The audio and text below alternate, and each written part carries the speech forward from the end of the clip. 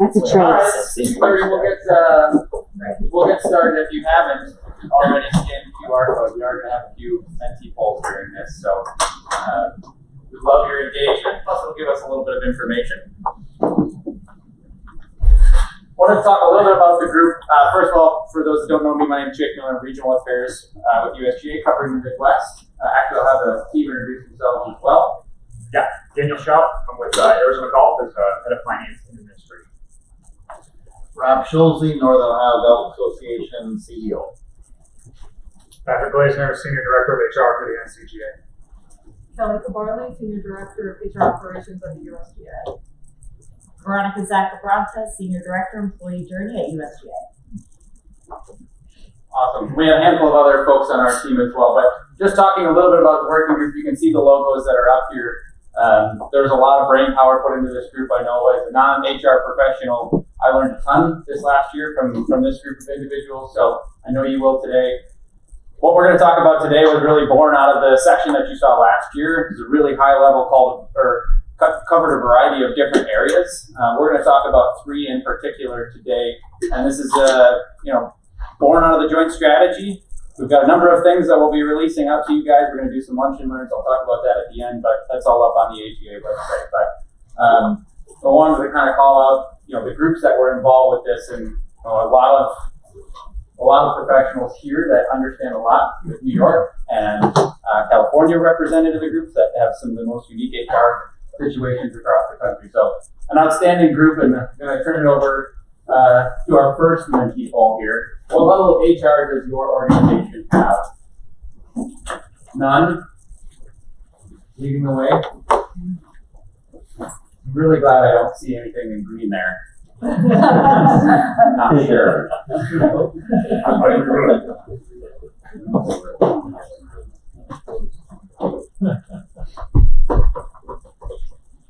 So I think these results really speak to the need for this group and some of the work that they've done this year and some of the work that we're going to go forward and do in the future. Having almost half the room have no full-time HR support. All of these people that's what they do for their job is primarily HR and the like. So it really does show the value of what we accomplished last year and what this group accomplished this year. So thanks for that initial poll. Now I'm going to turn it over to the real professionals. So I've been in nonprofits for a while now, and I'm pretty sure every position that I've had in the nonprofit space, I had multiple hats, and I'm pretty sure I could have added another and I think every job description I've ever written in the nonprofit space usually has at the end of all the job duties other duties as assigned. So I'm sure as executive directors, you can feel the fact that there's a lot of times you guys have to take on roles that aren't maybe in the purview or completely on that job description. In human resources, a lot of times people can see HR, they think it's a scary word. I'm going to end up in HR's office. I hope HR is on the lobby bar later. Things that we tend to think about. But human resources really is born out of the fact that we are trying to take our human capital at our organizations and make sure that we structurally set up our organizations so that they can focus on their programs with efficiency, and they're not stuck trying to figure out how do I, what's our policy on PTO? How do I do this? How do I put my timesheet? What are all the pieces of my job to do my job? We want them focused on the job at hand. So in order to kind of discuss a little bit more about HR, and we decided to do a little comparison of things that you probably know very well, and kind of talk about the rules of golf. A lot of us come from a competitions background. So when we're talking about the different aspects of HR, we have our course. That would be our office. So on the course, you go out and market. You've got your out of bounds. You've got things that standards of conduct that employees have that if they violate, they could be an out of bounds and be out of there. You have DQs. You could have different areas that there's a lot of crossover. So thinking about your office as your force, players, the staff and players, you want a great event for your players out there. You want to make sure that they have a smooth check-in process. You want to make sure that they need a rules official that's quick. They have a decisive rule decision. So the same with your staff. You want to have a great experience for them when they're out trying to do their jobs, whether it's in the office, out of the office. A lot of us have officials, rules officials or individuals that come out and help or volunteer. We all have board members. So I'm sure there's some rules officials we love, some that we'll go to the next one. Honesty is one of these ones that we put on here on both sides. Again, I think golf is one of those special sports that it's a game of one in a lot of aspects. So we need to have honesty when it comes to how we play the game, how we interact with the game, and creating a culture of honesty within your office is one way that you can have not only a positive culture, but allow people to try things, make mistakes, learn from those mistakes, and continue pushing forward. So finally, what we'll be talking about soon is rules. Our rules and policies go hand in hand. Having obviously the game of golf, we're always refining these rules, refining the rules of golf and the handicap system. And so just like that, we want to always be refining our policies, making sure that we've got great guardrails for our employees so that, again, they can focus on the job at hand and they can have a very productive work environment for them. All right, next slide. Thank you.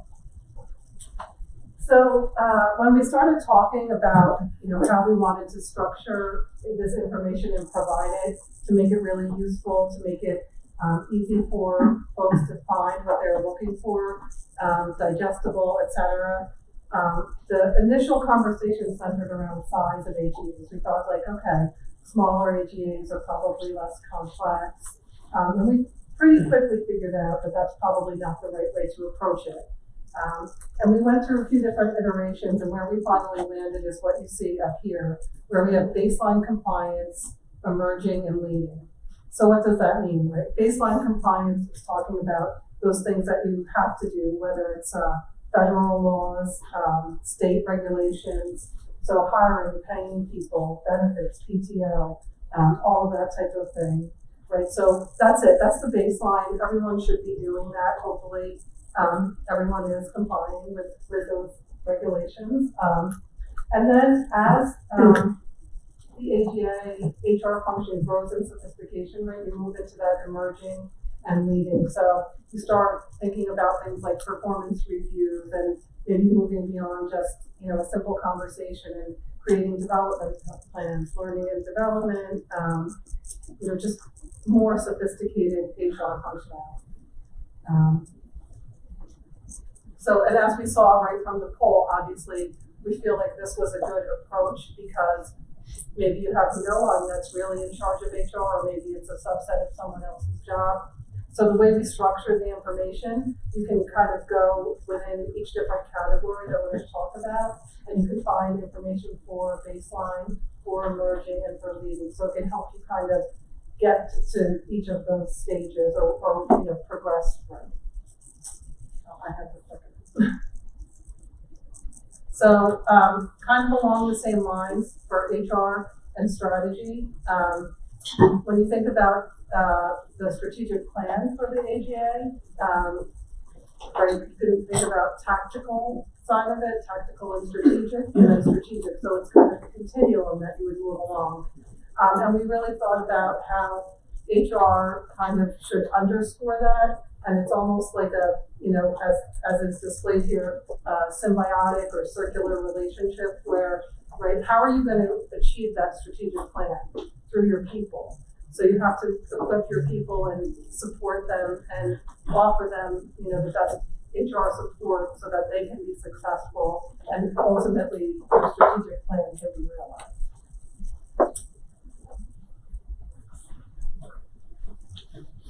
Thanks, Kelly. So like any good best practice, we wanted to make sure we heard from you first before we jumped off and dove into finding some best practices that we can share with you all. So some of you may recall that last year, around September, October, leading up to the IAGA, we sent out a survey to probably everyone in this room and anyone else in your organization who may have some responsibility for human resources, and simply asked, what are the areas of HR that are of most interest to you? And the feedback that we received, we focused on sharing high level last year in a general session that Kelly and I presented, focused on these 4 areas. Following that IAGA conference last year, we put together this HR working group led by Jake, and over the past year have focused on performance management, organizational policies, and onboarding, and really central to everything that we've put together, whether it's materials, this presentation, is making sure that we're meeting you where you are so that you can evaluate your function, think about what your goals are from an HR standpoint, and hopefully leverage some of the materials that we've prepared for you to help you make some progress toward that goal. So with that, we're going to move into our first topic around policies, and I'll hand it over to Patrick. Thank you. Yeah, so everyone's favorite topic, policies. So first question, just kind of get a sense of where everyone is in the room. Does your organization currently have an employee handbook? So if you can fill it out on the Metsy app, that'd be great.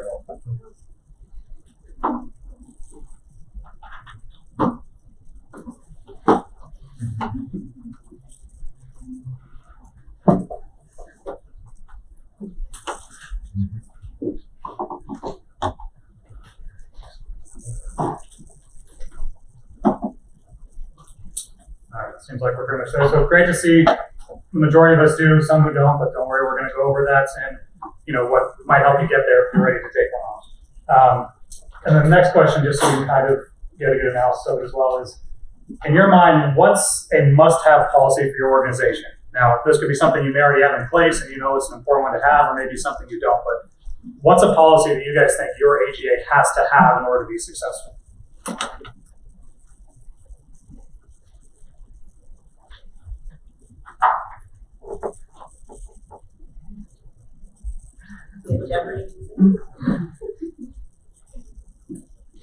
Seeing Kevin hold his head like this. I want to be wrong. There's no wrong. No wrong answers. Employee conduct, maternity leave.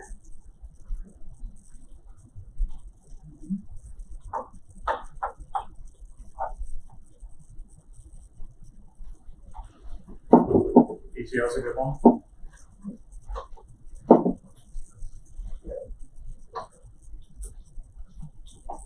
Social media, certainly a big one nowadays.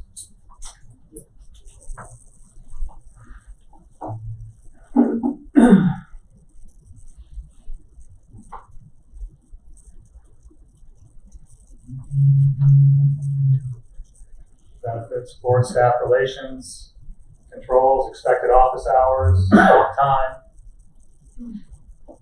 hybrid work, paid leave,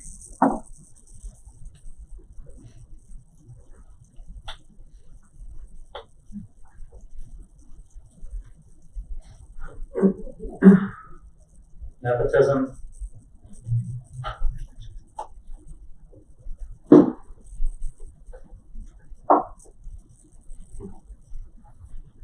perfect. Well, good news is we have pretty much touched on all of these in the deliverable that you will find on the AGA site. So that is good to know. So based on that, I'm sure those of you who have a handbook, you've got questioned multiple times from employees about where is that handbook, even though you probably have published it somewhere they can find it, or a specific question, well, what's in this policy? Well, it's probably in the handbook on the website you could have found, but yes. So we're used to dealing with that question a lot. So policies and handbook. When we were kind of talking about this, there were 3 kind of key themes that came across during our conversation. One is documentation of policies, consistent application of them, and legal guidance. These are all important things to make sure you're looking at when you do policies. Obviously, you want to make sure you're in legal compliance with your state and federal laws when you're enacting any policies. You want to make sure that they are documented so that people know what they are, and that way you can apply them consistently. That way you don't have one manager who's doing one thing with employees and another who's doing something different that goes against what the policy is. So a few questions that we touch upon in the deliverable that's going to be on the AGA site. The first one is, why are policies needed? So documents common practices at your AGAs. It helps set expectations for your employees about what you as the organization can provide, as well as what you're expecting from them to do in their jobs. It ensures fairness and transparency amongst the staff. The best thing about having it all documented is you can say, well, it's online or we've given it to you. Everyone should be on the same page about what those policies are. But then at the same time, why would you may not want to have a policy in place? You know, for smaller AGAs with a smaller staff, you may be able to say, you know what, we don't necessarily want a policy because we may want to be able to say or apply things differently on employee by employee basis. So it does give you a little bit more flexibility, and we're going to go over an example of a policy later on, you know, remote or hybrid work. You may want to be able to say, well, for this position, yeah, they're going to be able to work more remotely than another position. So it gives you a little bit more flexibility in that aspect. But the biggest thing whenever you don't have a policy is make sure you're always thinking about, are you applying things fairly and consistently, and you aren't setting yourself up for potential discrimination issues. That's the biggest aspect you always want to make sure when you're applying policies, whether they are documented or if you don't. You want to make sure you are not setting yourself up for failure because you are not applying them consistently or you're potentially having unintended consequences like discrimination. So the next question, what is needed when developing a policy? There's 4 key things really. You want to make sure you have applicable definitions listed in your policy. You know, what is a full-time staff member constitute? What's a part-time staff member? Those basic definitions so people understand, does this apply to me or maybe does it apply to someone else? You want to make sure you have the purpose of the policy and the specific content that goes into it, the effective date of the policy, and potential repercussions for violating that policy. So if you have more standalone policies, you may need to list all those things in there. If you have an employee handbook, a lot of that stuff may be listed in different sections, so you don't have to repeat it for every single policy. But it's important that you have that information out there so employees understand, okay, does this apply to me as a full-time employee or not because I'm part-time? And then in the deliverable that we have that's going to be on the AGA site, we have a link to the SHRM, which is the Society of Human Resource Management. It has a whole article on how to develop the right policy. So we think that's a great content resource available if you are deciding, yeah, we want to write a policy around a certain area. And then what is an employee handbook? For the 7 people who said no, they don't have one. An employee handbook is a document that provides important information about your AGA to your employees. And that doesn't necessarily have to be just what are all the policies. It can also include what's your mission and vision statement. It can include a message from you as the ED to your employees. It can also include, it can include that ED message. And then it can also be that collection of policies that you want your staff to have and be able to find on a regular basis. So part of it is you have to evaluate, do you want to have an employee handbook? Again, we think it's a good resource for you to have because it is a one-place area where you can list all these different things. But ultimately, it's for you to decide, do we want to have this employee handbook in place that has all these policies? Or maybe do we want to have, just a subset of certain policies in there? Or do we just want to have this information available to our staff? It's a great way to provide that list of policies and processes that you expect from your staff. So during our working group as we were meeting, we went through each other's different handbooks and we kind of compared and said, okay, what policies does one AGA have versus the other? And we tried to kind of decide, okay, what do we really want to present to you guys as a deliverable about what policies we think you should have in place? Not a requirement by any means, but at least it's a list of it. And we kind of came up with these 8 different buckets. So the first one is, basic principles of employment. Based on your state, is it an at-will status employee? What does your FLSA status for exempt or non-exempt mean? If you have different employment types for part-time, full-time, seasonal employees, different areas like that. So you want to have those basic information listed for your staff so they understand what that means. Your compensation and benefits, certainly, you get a base salary, do you pay out bonuses, what's your PTO policy, sick leave if you have provided as well, and then any other health benefits.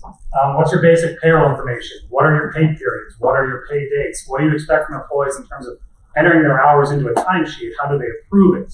It can also be what's your expectation for managers on how and when they're supposed to go in and approve all these things. What are your basic operational policies? So A lot of places or a lot of states will require an anti-harassment or anti-discrimination policy. Important to have that listed. What's your expectation regarding organizational property, things you wish of your employees, performance management, social media usage, mobile phone or corporate vehicles. And then a big one obviously is employee conduct. What do you expect your employees to do? How do you expect them to perform and behave, interacting with customers, your members, in the field running tournaments, different areas like that. Potential conflicts of interest, substance abuse at work, attendance or tardiness, dress and appearance or confidentiality. Some basics, safety and health ones. What are your general standards expected there? They want no weapons in the workplace, things like that. Leaves of absence, a lot of different states may have different leave of absence. In California, we have about 50 of them. So hopefully you don't have that many to deal with, but listing out what those leave of absence policies are, certainly FMLA is a federal one most people need to be aware of, depending upon the size of your AGA, but also voting leave, applicable for today, jury duty, witness leave. And then the last one is separations. So what constitutes a voluntary separation? What would constitute a layoff in your organization? How do you handle job abandonments and exit interviews? So on the AGA site, we've listed out, it's probably about a 10-page document that has a whole bunch of different policies. We've given kind of a brief description of what that policy is. But again, we want to make sure you understand nothing we're saying here is legal guidance. We ultimately want to make sure you guys get the proper legal guidance you need for your state to make sure that whatever you want to interact with the policy is not going to unintentionally harm you guys as an organization. And then as a brief example, this is, I pulled a section from the NCGA's remote and hybrid work policy. So, like I said, we have some brief definitions in there. What constitutes the office? Obviously, a lot of us, we have people who are out there running tournaments. To us, that constitutes the office. You're out there working in a place you're required to be from the organization. It's not like a day working from home. So that constitutes the office. Telecommute is when you're working from home or any non-business related location.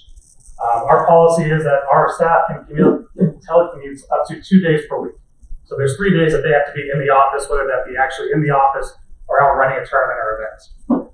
And then we list out as well, the supervisor has the discretion to determine what each person's schedule is.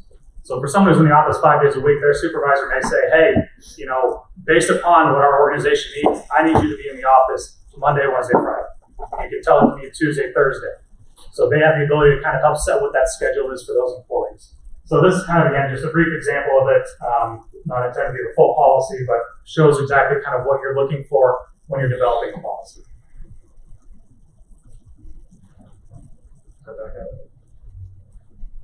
Any questions on policy specific stuff? What's the best practice on getting employees to acknowledge signing in? Or is that best practice? Yes. Sign off on it? Yeah, I would say yes. Certainly, whenever you have new staff, we include in our onboarding packet. The entire thing is there listed, and then when they come in on the first day, we have them sign saying, yes, I acknowledge I have received this, and it's on them to make sure, yes, I've read it and I understand it. If you do any major changes, I certainly recommend doing and getting every employee to sign when you do major changes to it. If you do small one-offs, you may be able to get by and say, okay, well, we're going to send out a memo to staff saying this specific policy has changed. But generally, yeah, I recommend certainly any major changes made to your handbook or policies, you may want to get people to sign saying, yes, I acknowledge having received this. So your telecommute policy, do you have to treat all staff members the same? So we don't. We have other sections built into it. But generally, yes, I mean, that is the intent, is that you're going to say, yes, we are treating all staff members the same. Now, you may say, okay, well, based on a certain role, I guess a good example for us, this is our entire organization, but we have 2 golf courses as well. For our greenskeepers, yes, they can't work remotely 2 days a week. They're in the office 5 days. So there are ways to build in, exceptions. You can say, well, based upon your job, you may be required to come in 5 days a week.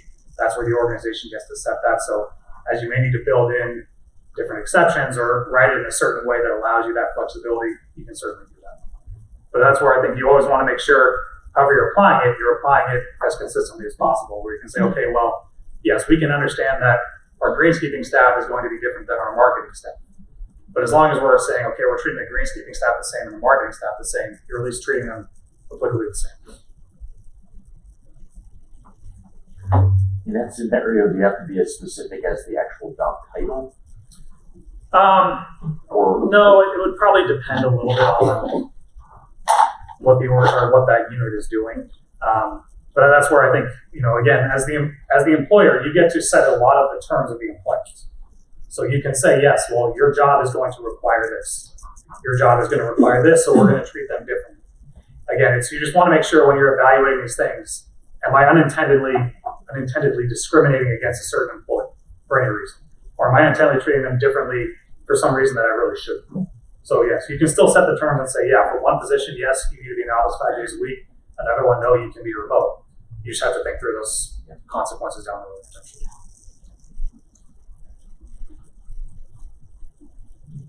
All right, thank you all. For those that don't have a handbook, is there any recommendations you make, in terms of communicating policy? Or so communicating a policy if you don't have a handbook? Yeah, I mean, I think it certainly is a good thing if you're going to implement a new policy, always send it out to the staff. Again, you don't necessarily have to have a handbook. You could have some place on your internal website where you have 20 different policies listed. Again, my personal recommendation is I think if you have a policy, it should be documented. It should be written somewhere. That way you can point to a new staff that comes in on day one and say, hey, this is where all of our policies are listed. That way you don't have this issue of, okay, well, I came in and I got told about some policy that I didn't know was even there. But someone who's been here 20 years just knows about it because they've been here for a longer period of time. So it's my recommendation. I think that you document your policies and they are somewhere where people can see them and understand them. But again, there is no legal requirement that you have to have a handbook. It's not a state thing where your state's going to say, okay, every employer has to have one. You don't have to necessarily have everything documented. I just think it helps for employees to make sure everyone's operating on the same page and they all understand what the policies are.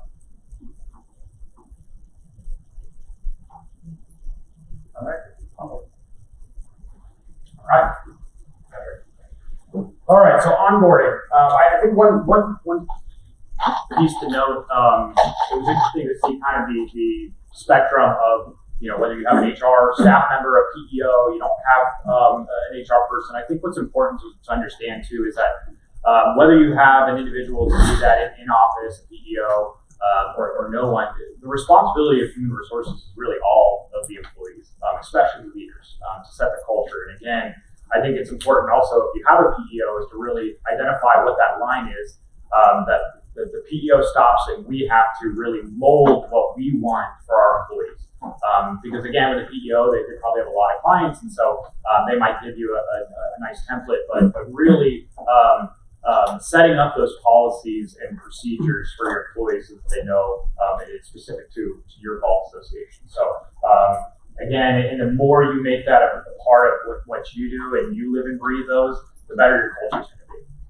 I've rarely seen organizations that have a really bulletproof policies,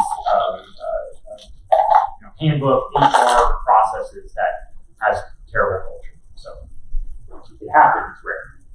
All right, onboarding. We got another question here. So how long do you think the onboarding process should last? We have don't need it as an option. Hopefully none of those. 1 day, 1 week, 1 month, 1 year. Good. I get a few for 1 day. Majority for a week, a month, a year, got 1 for a year. Awesome, that's a good little mix there. All right, so onboarding. What is onboarding? Well, I'm sure a couple of you can probably, or a few of you can relate to this. So our one on the right here, we've got every new employee on their first day of work. Can you repeat the part of the stuff where you said all about the things? I'm sure a lot of us on our first day are drinking from a fire hose, and we're also trying to learn about policies and procedures and what am I supposed to do in my job description. Who's my manager? What was that person's name? I don't remember anyone's name. And so a lot of times with that onboarding day, we put a lot of pressure on that to be to really load in all the knowledge for these employees. So I think it's important to realize again that onboarding, and we'll talk about it a little bit at length here, but onboarding is a longer process than we probably think.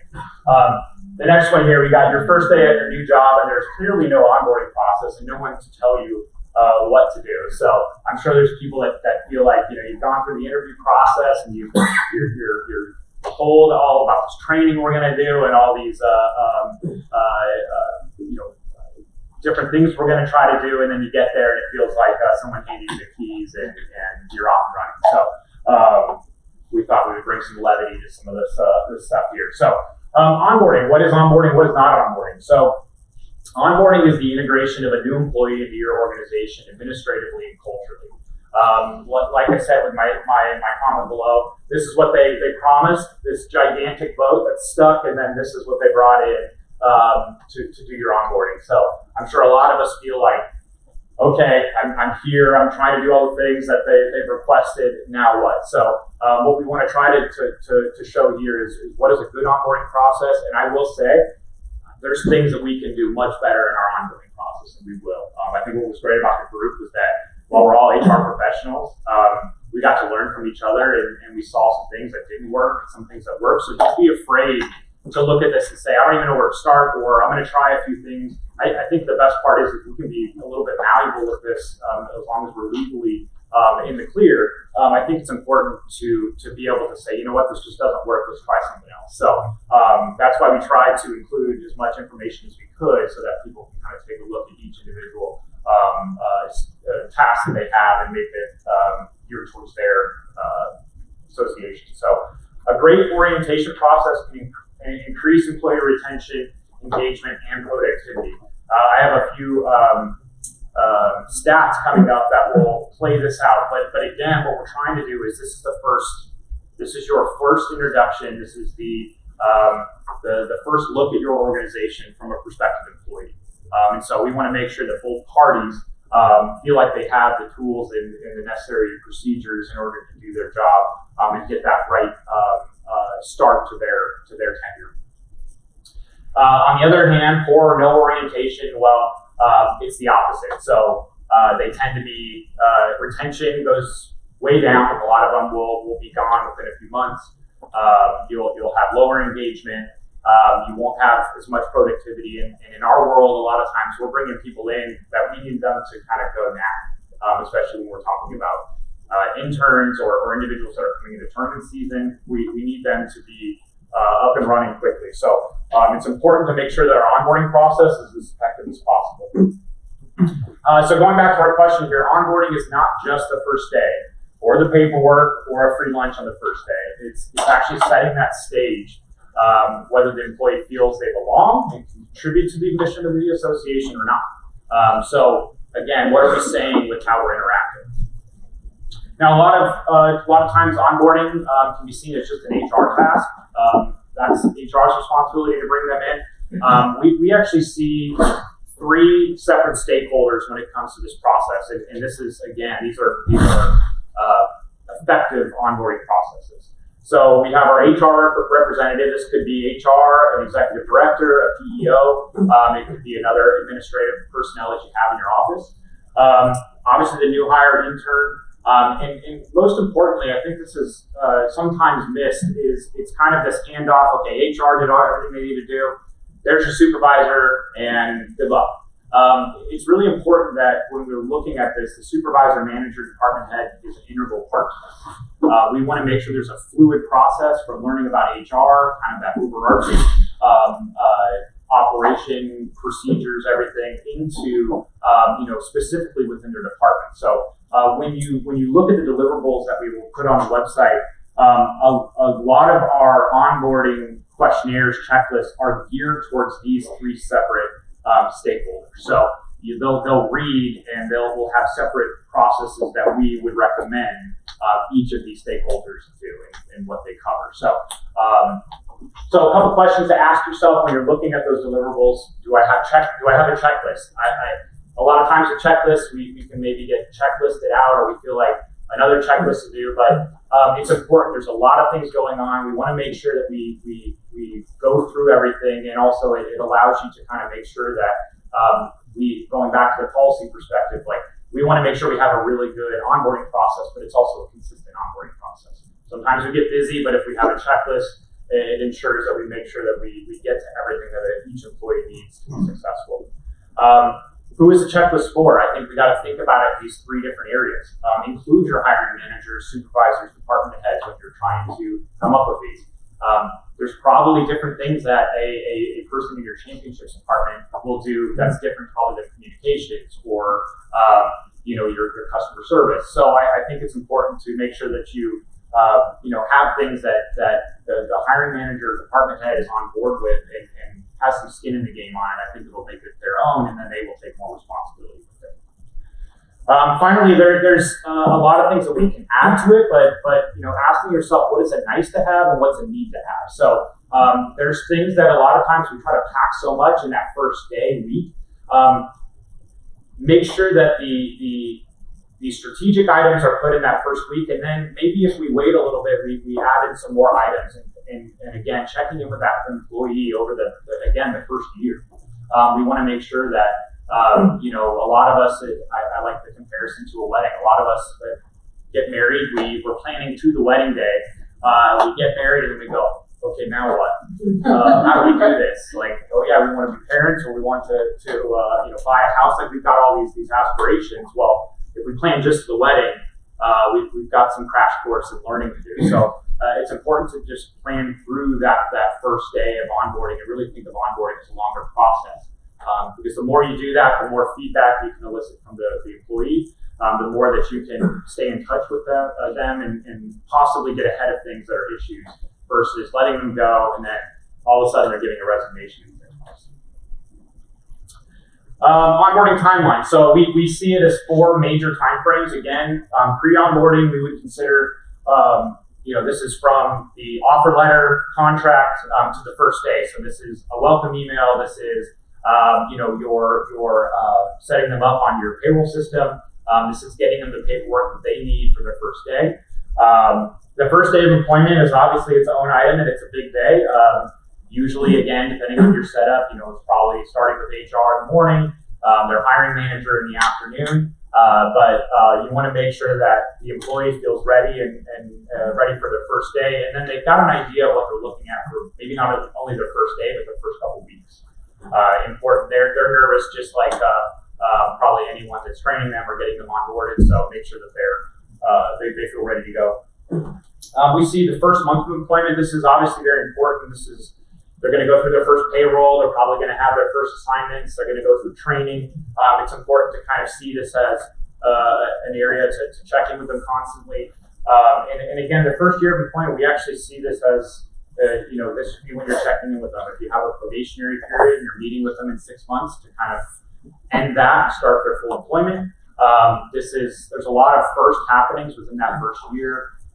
If it's W-2s, if it's performance management, if it's different tasks that they're going to experience. So really understanding that onboarding process is there. Obviously, if they're still needing to be onboarded 3 years in, that's a problem.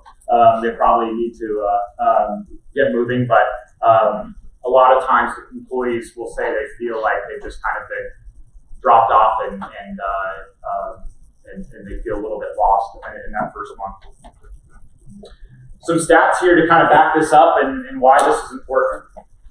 69% of employees who have an exceptional onboarding experience are likely to stick around for at least 3 years. Again, the time frame in which employees we probably no longer have those 30-year watch employees. We're seeing shorter time frames. People are staying at jobs to try to maximize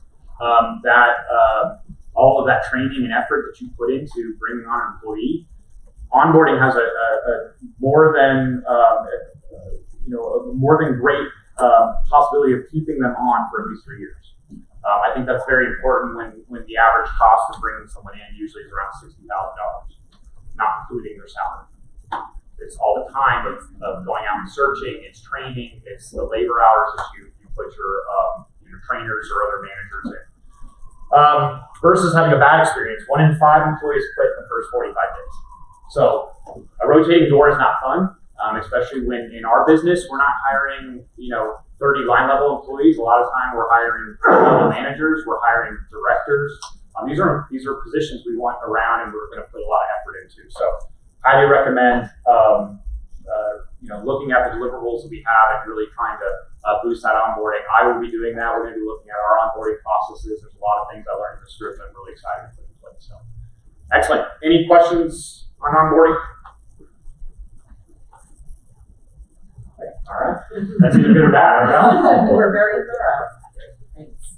So I think we're going to move into our next mentee question. What does performance management mean to you? See what we got.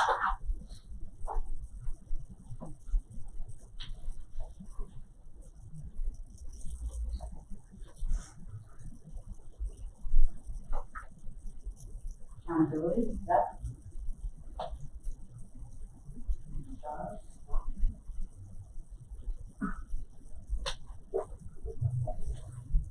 Check-ins, good. KPIs, reviews, love it. All right, I don't think I have to present out. You guys covered it all. So really appreciate it. Let's see. What do you have to say in here? Harvest, marketing, growth.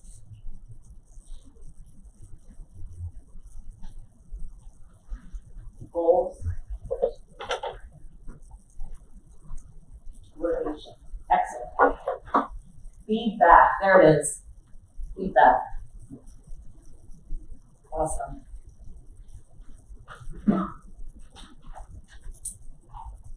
So what performance management is not? Here's the cheeky example for this topic. As you read through the comment, I think in some cases, we probably experienced some version of this, perhaps not as dramatic. Perhaps it was this real life example.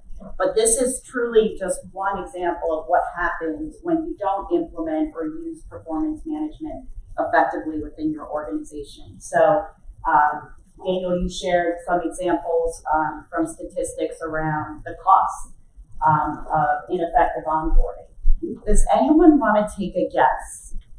What do you think the percentage of engagement that a manager has on influencing their employees' day-to-day engagement is? 0 to 100%. What do you think is the percentage influence a manager has on their employees' day-to-day engagement? Shout out any number. 80. All right, well, forget it. You must have seen my notes. It is 70%. So if anyone's interested, it's up to 70%, right? That's a pretty big influence and like no pressure, right? So if anyone's interested, there's this organization called Gallup, and they do a lot of research in this space, and they go into a lot more depth around that. Now, a lot of the key influences around that involve, are folks getting enough feedback? Are they getting it on a regular basis? Do they have a relationship with their manager? Do they have a positive relationship with their manager? And a lot of those connection points do lead and touch upon the topic of performance management. So as your answers started to come in earlier, that's really the first step, right? Reflecting on what performance management means to you and your AGA, which will hopefully help you build on by defining the purpose of performance management at your AGA. So what are the outcomes are you trying to achieve? How will performance management help contribute to those outcomes? So as an example, performance management can be administrative, right? It can help inform compensation decisions, recognize high performers at the end of the year, salary adjustments, comp. I'm looking at Kelly, who worked very closely at this time of year as we prepare for a year-end cycle. Conversely, it can hold people accountable, especially low performers. So that popped up on the word cloud earlier. And it serves as a record, right? Documentation. It can help facilitate communication. So going back to that engagement piece, right? It can help employees really understand how they're doing, how they're progressing throughout the year based on the goals that have been discussed. And it can be formal, sit-down reviews, or informal. If you're out on the course, something didn't go right, 10 seconds of feedback can go a long way. And then lastly, developmental. This also came up: growth, development, motivation in the word cloud exercise. Help to provide some career advice, enhance the relationship between manager and employee, and help boost that overall engagement at your organization. So what are the key ingredients of performance management? We had some really healthy discussions within our HR working group, learned a lot. We went to the gurus, we looked at SHRM, we looked at Gartner, and what really stood out to us are 3 elements that you should think about as you evaluate your performance management practices at your AGA. So central really is goal setting. So think about this as foundational. We really believe this is where you should start. Some tips to keep in mind, we generally speaking at the USGA as an example, and I'll ask others to chime in, we generally don't recommend more than 2 or 3 major goals per employee per review period. So whatever that review period looks like. We ask our managers and employees to jointly develop those goals together. So ideally that's what that process looks like, and they should be SMART. Remember? Anyone else? SMART? Yeah. Shout out. S is specific, could be strategic. M, measurable. A, attainable, achievable. Yep. R, relevant. T, time bound. Pretty easy to remember, right? So we like to make sure we use that with our managers and our employees. We want to make sure you write them down. Some people have a system, some people don't. As long as you have it down, both manager and employee have access to that throughout the year. And then as the year progresses, revisit those goals, somewhat on a periodic basis, hopefully at least at mid-year, and revise them as needed. If the needs change in your AGA, you want to make sure if there's any influence on employees' performance, that their goals are also adjusted. Performance review. So when we say performance review, we're not talking about a 1-time or 2-time event. We're talking about the process, right, of evaluating an employee's progress against goals throughout the year. Continuous and timely feedback, regular check-ins, less formal, but also making sure you do have those opportunities, whether it's at least once a year or maybe twice a year, to sit down and have a dedicated time to talk about the employees' progress against their goals, what they did well, and think about some developmental opportunities for the coming year. You also want to make sure that there's some mechanism in place where manager and employee can acknowledge that the discussion took place. It doesn't have to be anything sophisticated. It could be, an email acknowledgement. If you have a quick survey, you can set up a quick questionnaire where the employee manager can share that they acknowledge that. And again, that goes back to the documentation piece, like Daniel Jicky was said, and can become really important. We all know that there are times where unfortunately some of our employees are not going to hit the mark. And in those cases, typically organizations will use something called a performance improvement plan. But it can look very different from organization to organization. And so we just largely left it at performance improvement, which is really a dedicated opportunity. Usually HR would provide some support to help facilitate a progressive discipline or some mechanism to help clarify performance expectations between a manager and employee, as well as provide a support plan to help them achieve those expectations. And this piece becomes really important, right? If for whatever reason the employee isn't progressing and meeting those expectations, then you may need to think about exiting them out, that you have that documentation in place and all of the effort that you've done to try and support that employee. So I know this is hard to read, you're not going to be able to read it, but wanted to bring to life just a little example. This is from Kim, who unfortunately couldn't be here, and what they do at the MGA. So I'm going to do my best to try and represent some notes that she shared with me. The MGA has 2 different assessments. The executive leadership team and the CEO, and this one is more extensive than the remainder of the staff assessment. So in terms of process, What they do at the MGA, the executive leadership team is sent an email from their HRIS or Human Resource Information System, and they use Bamboo HR. And each of the executive leadership team members have 2 weeks to complete their self-assessment. The system will send an email to the CEO and ED, which alerts them once the self-assessment is complete, and then they can proceed with their review meetings. So in addition to reviewing assessments, any title changes, promotions, performance issues, raises, etc., are discussed within the context of that meeting as well. She shared that start to finish, this takes about 1 month and occurs 2 months before their fiscal year end. So then the following month, the remainder of the staff assessments are completed with the department heads. Again, there's a system email that's pushed out from Bamboo HR. Staff have 2 weeks to complete their self-assessment. The system will automatically alert the manager or the director that it's been completed. They have their review meeting. Any title changes, promotions, bonuses are also discussed within that same conversation. And again, start to finish, all complete within a month. And then also that entire process takes 1 month before their fiscal year end. She did also make a note and a call out that HR is not involved in the year-end conversations other than making sure the system is set up, the reminders are set up to go out, and they'll help follow up where needed. So she mentioned in some of our calls that they had just moved over to the system, so everything is saved within there, and all the documentation is electronic.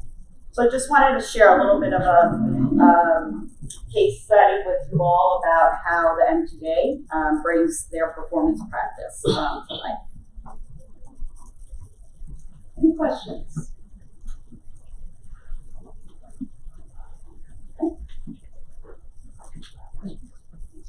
So I was just going to say one thing we didn't talk about there is ratings, performance ratings, right? And that's often part of the performance process. So just as an example, at the USGA, we moved away from having ratings. We had them for many years. It was not, they weren't really being usefully applied, so everyone was kind of exceeded, right? Everybody was doing a great job.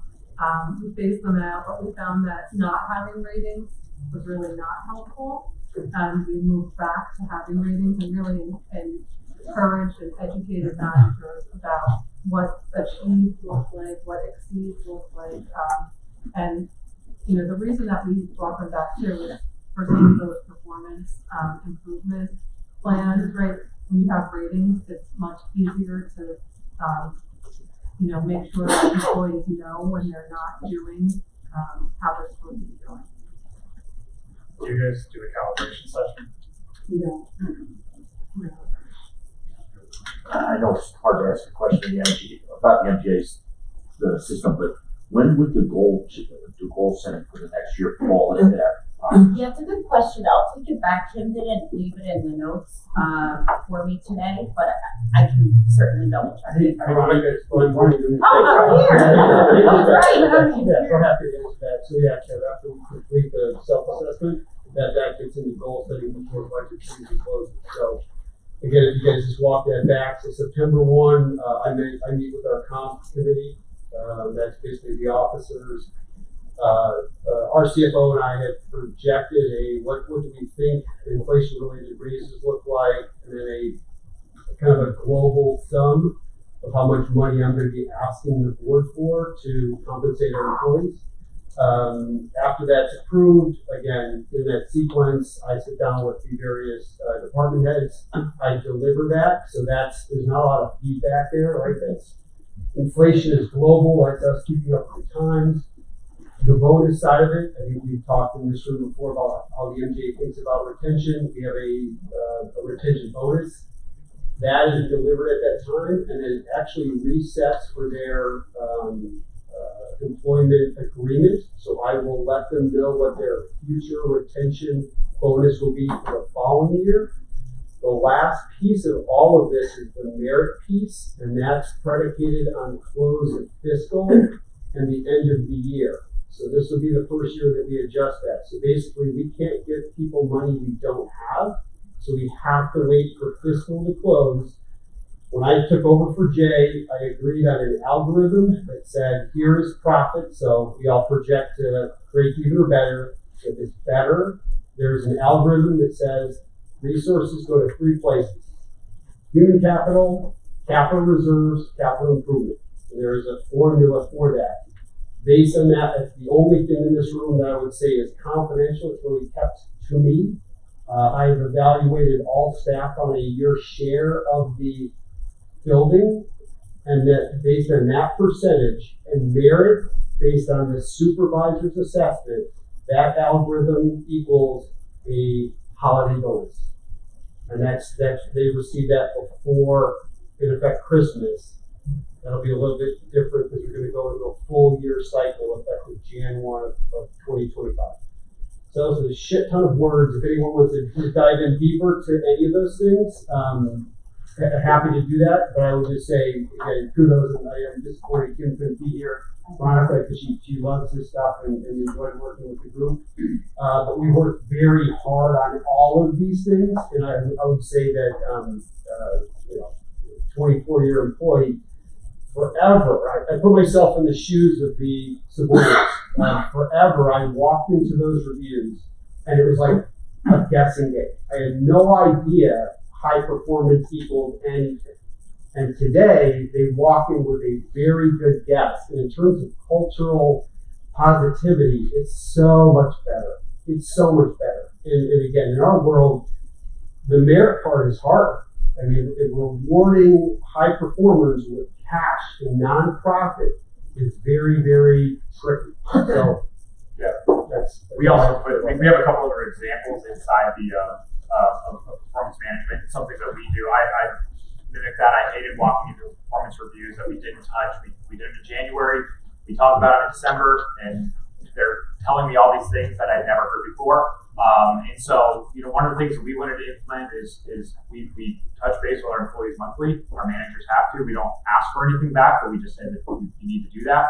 The other piece is that in our performance review, every goal, when we do goal setting, includes a note that the supervisor and employee work on that tells them exactly how to exceed.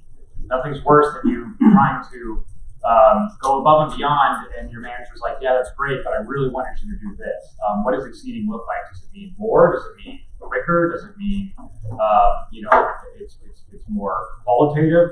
But whatever it is, we want to give the employee a clear picture of what exceeding looks like in the organization. So we have those on the site, some examples. We were happy to share that. Happy to go over that.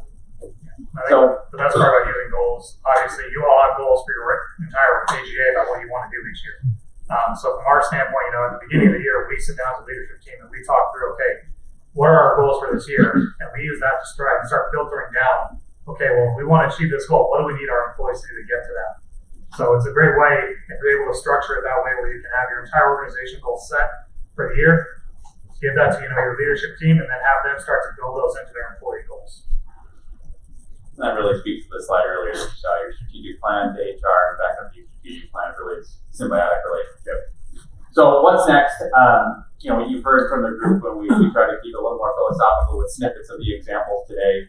What you'll find from the work that they've done is a lot of full-fledged examples on the AGA site. Those are up as of right now. We're going to be adding to that over the next couple of weeks as we kind of finish up these couple project areas. But just looking at onboarding, and we talked about checklists, and Daniel mentioned that. There is checklists for each of those different areas. The manager, the HR, the new employee, the supervisor, things that those people should be doing in that first day, week, month, year in terms of onboarding, things that this group has kind of determined would be a best practice and to help you get to the places that you want to be. So that's a simple example. Same thing with policies. Took 7, 8, 9 employee handbooks, put it all together, put it on a spreadsheet. What was something that we saw everywhere was something that might be just unique to California or New York or somewhere else, and what are the things that you have to have? Again, in that baseline piece, you need to have this as a business to be compliant with the laws, local, federal, state, etc. what are the things that you should have in there if you're looking to improve on these areas, and then kind of in that leading bucket as well. And then performance management, we've got the example from the Met Golf Association, that's on there, a number of documents, but also Arizona Golf Association, or sorry, AZ Golf, I'm still getting used to that, and NCGA as well. So there's a variety of pieces on there that you can take and tailor to your association. I think the one thing, as a former AD listening to this group all year talk, it's not a one size fits all, and we all know that all AGAs aren't created equally. So as much as we want to be able to say, hey, do exactly this and do exactly that, you've got to take from all of those documents and pull what works for your organization and find what meets your needs and what meets your goals. So one last question that we have up here, and the other thing is for what's next.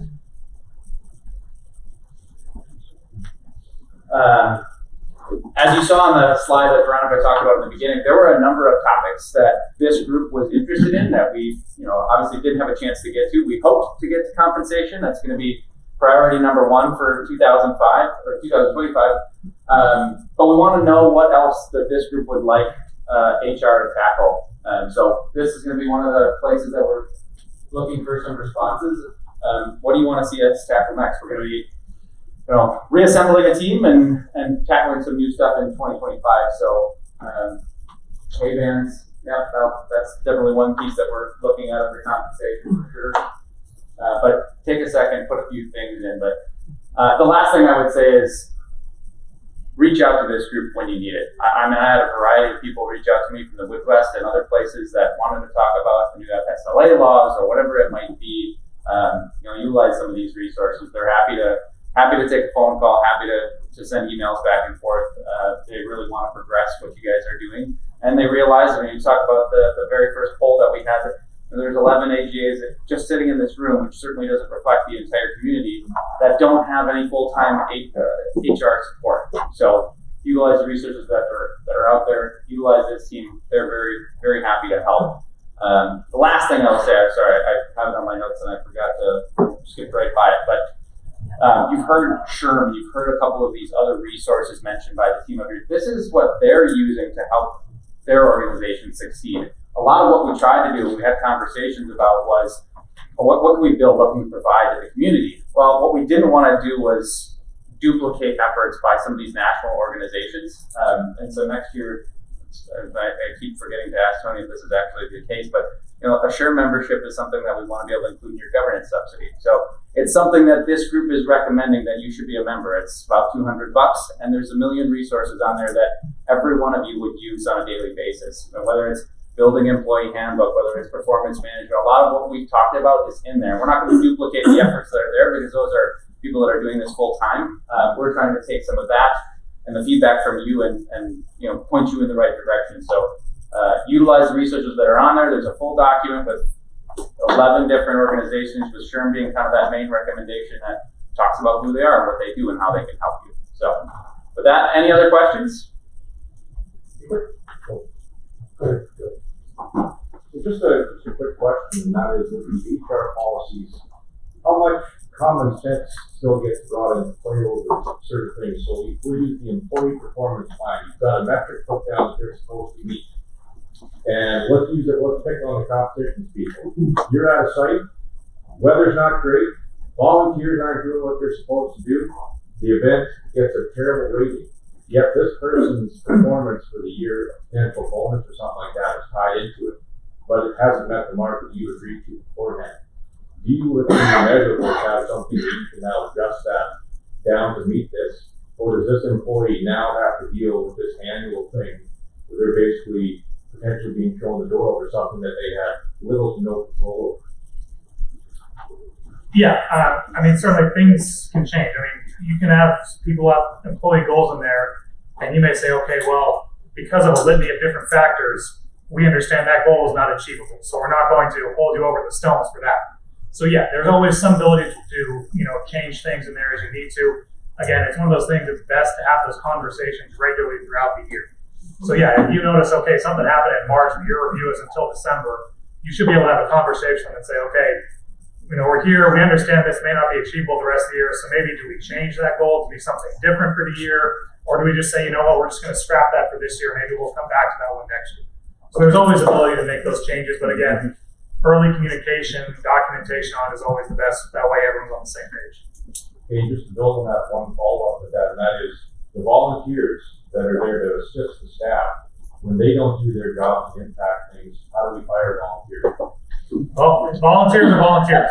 So yes, if you decide you need to let go of a volunteer, you can do that. I mean, again, most states are at-will employees. So again, as long as you're evaluating something for discriminatory issues, you can let go of a staff member too if you need to, because they are an at-will employee in most states. I don't know every state's laws, but yes, certainly volunteers. They're a volunteer. If you need to let go of them, you let go of them. Again, there's less legal repercussions for it, but always you want to make sure you're thinking of things, all the downstream consequences. But yeah, if you decide, they did something that they shouldn't have, they violated a policy, thank you, but we no longer need your services as a volunteer. And if that's your president, that's okay? I'm gonna punt that one. You get a great answer to that question. Just let people know. Brian, did you have something? I'll probably just send an email to this group, but talking about best practices, talking about compliance. The one thing that dawned on me, and we're a room full of executives, is something that's always been clunky for me, is really guidance and best practice as I interface with the board and the people that I have to report to. So I can say in this room, I feel incredibly confident in the way that our staff are being handled, our policies, our procedures, our culture. But the one thing that I don't feel great about is my contract negotiation, not my performance management. And it's maybe something just to throw on a list somewhere, put in the parking lot somewhere, but it's something that I know maybe in the room and that I've talked about, and it's something that I absolutely would value in terms of feedback, maybe best practices or strategies in that regard. Perfect. We got our parking lot expert right here. Definitely. That's great. Thank you. Great feedback. Really appreciate it. Nice work. Great job. Thank you.